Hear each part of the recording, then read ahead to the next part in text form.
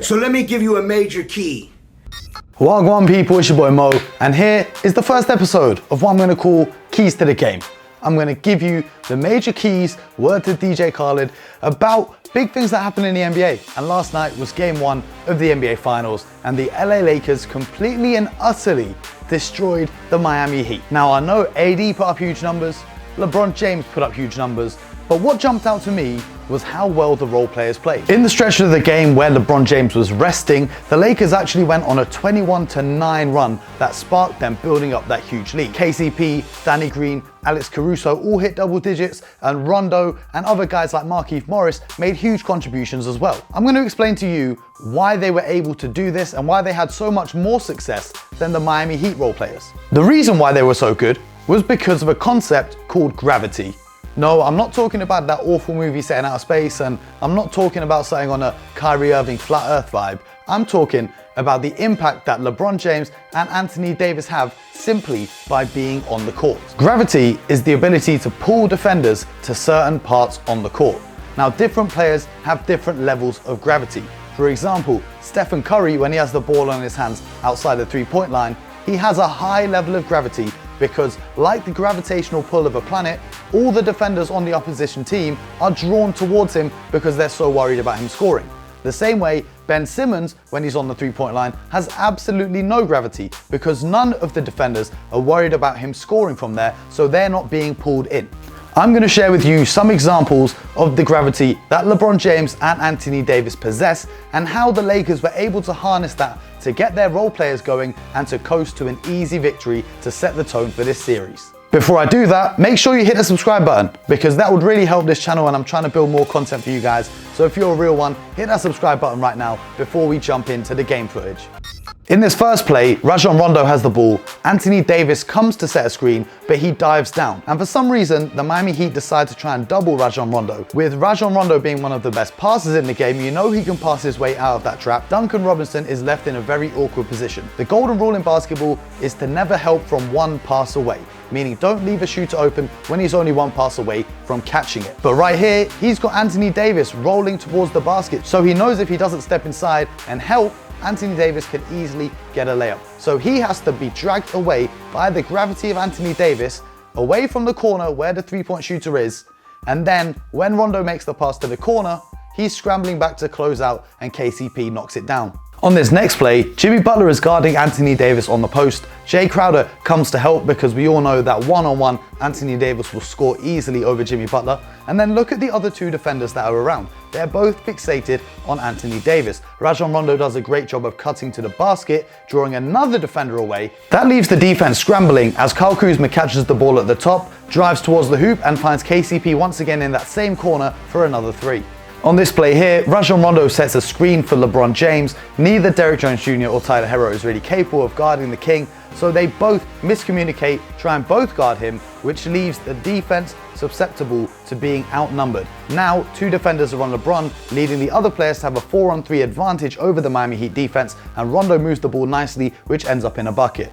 Now we can see the power of LeBron James when he's got that post up going up against Jimmy Butler, who is smaller than him, who is weaker than him, and once he gets into the paint, he's commanding the attention of all 5 defenders on the court, which means, you know, another corner 3.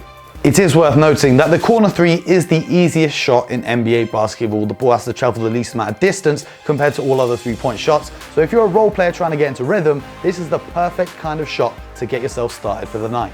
This play here shows why it's such an advantage to have 2 superstars on your team. You know, if you think it's going to be hard for the Lakers, imagine how hard it was for Giannis in Milwaukee because he doesn't have the equivalent of an Anthony Davis. We all know my thoughts on Chris Middleton. But anyway, look at this play right here. 2 defenders are looking at LeBron James, 2 defenders are looking at Anthony Davis.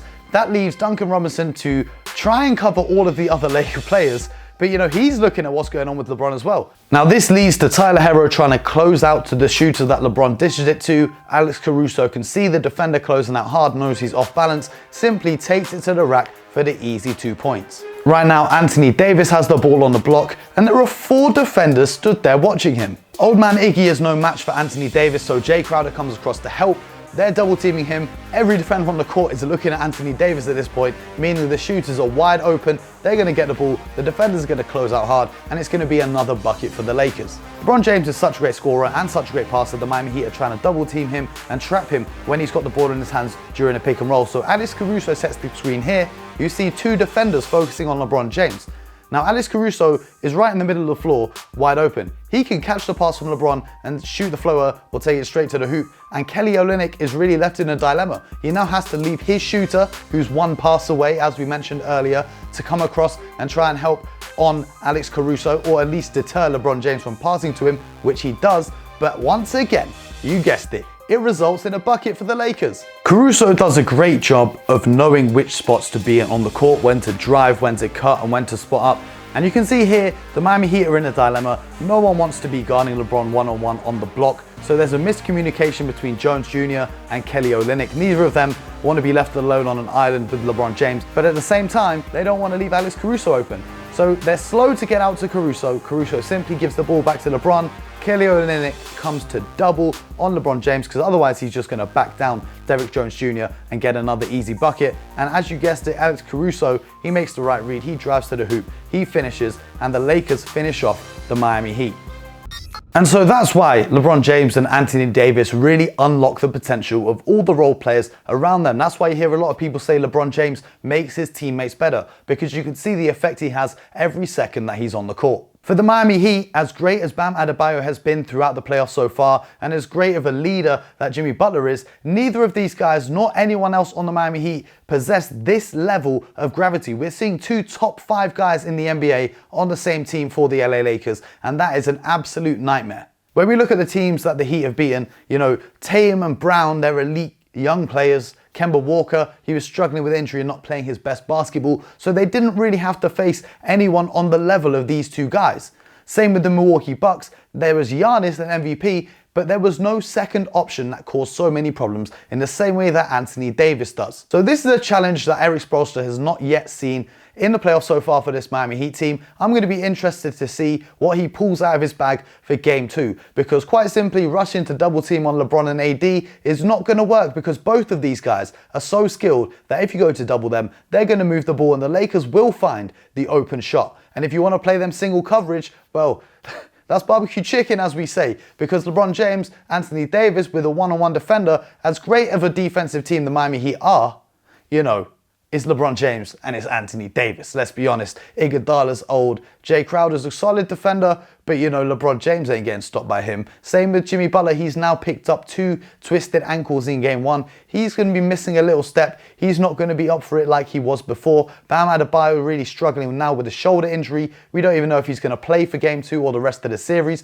So it's tough times for the Miami Heat. You know, it's really such a shame to see a final series be marred by injury, but you can only play the cards that you're dealt. And the Lakers, in my opinion, they should start getting the brooms ready, because if they play like they did in game 1, this series is going to be over before you know it. Anyway, I hope you guys enjoyed the video. I hope you learned a little something. Please, please, please hit the subscribe button. If you want to get involved with the conversation, me and my homies, we go live on Twitch every day. So head over to the Hoop Genius channel on Twitch. I'm going to be trying to upload more and more content as we get through the finals. And in the off season, boy, I have some surprises in store for you guys. So make sure you subscribe. Drop a little comment. If you're still watching, that means you're a real one. So if you drop a comment, let me know so I know who's the real ones rocking with me. Anyway, thank you guys as always. Stay safe, enjoy the finals, and get buckets.